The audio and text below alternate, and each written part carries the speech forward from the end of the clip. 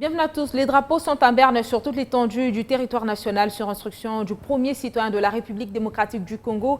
La journée de ce vendredi a été décrétée journée de deuil national en mémoire de ses filles victimes du naufrage survenu sur le lac Kivu. Avant son retour à Kinshasa, Félix Tshisekedi s'était rendu pour compatir avec les familles éplorées. Pour l'instant, les recherches se poursuivent et le bilan fait état des 13 corps sans vie repêchés, 38 rescapés et une centaine de disparus. 2 heures de traversée du lac Kivu qui tourne au drame les soirs du 16 avril dernier. Au large du lac, il n'y a aucune trace de cette embarcation qui a quitté les ports de Goma pour le territoire de Kalehe dans le sud Kivu.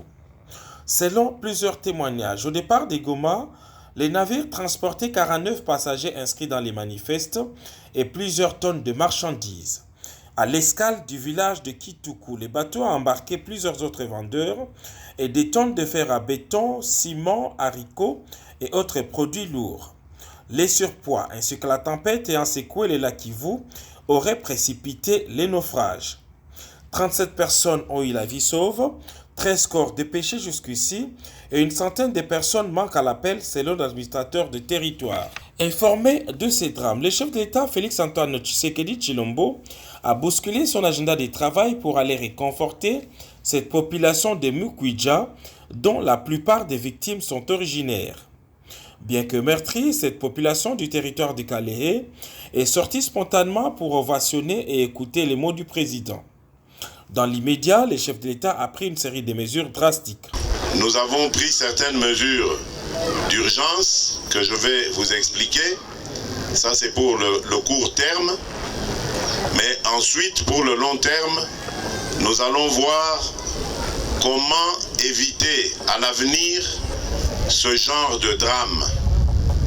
Étant donné que la route qui relie Calais à Goma d'une part et Bukavu de l'autre est en mauvais état, je suppose que le trafic lacustre va continuer. Mais pour éviter des catastrophes comme celles que nous venons de connaître, nous allons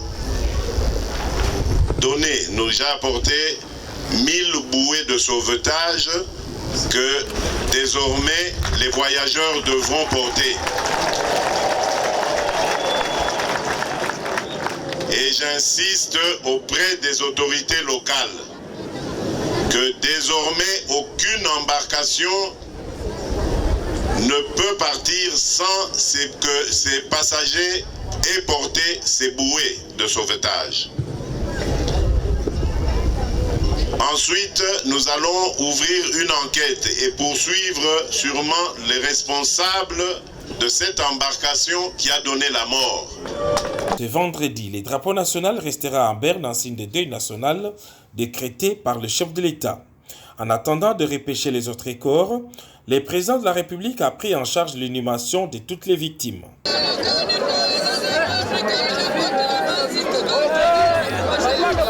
Papa,